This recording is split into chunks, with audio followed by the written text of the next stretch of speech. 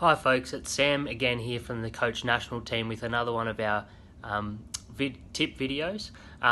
This one is around the area of trust in relationships and the necessary ingredients as part of building and being aware of how trust can be formed.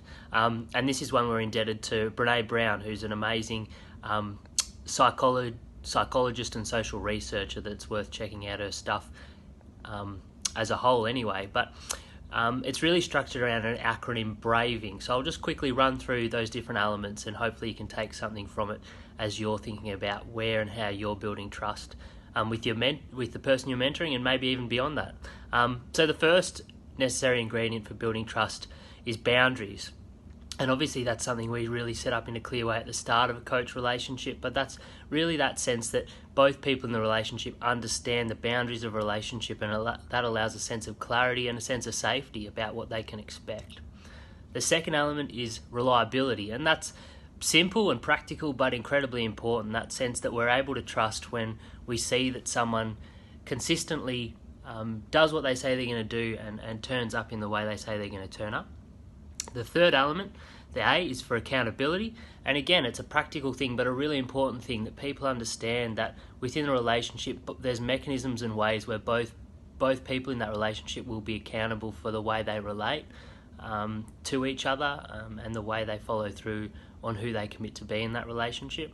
The V stands for the vault, which is obviously that sense of confidentiality and the sense that things that are said within the relationship stay within the relationship.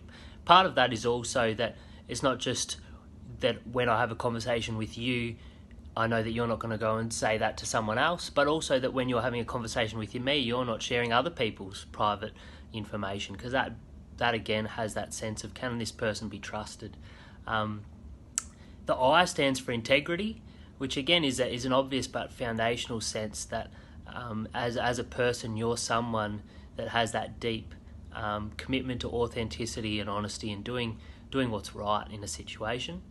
The N stands for non-judgmental, and that's a core part of our mentor PDs, but always needs to be emphasised. In the day-to-day, all sorts of things come up, and being able to be in a space of that kind of calmness and that kind of trust in God in many ways that allows you to just, no matter what's coming up, not judge and not react with that as your first reaction to whatever might happen.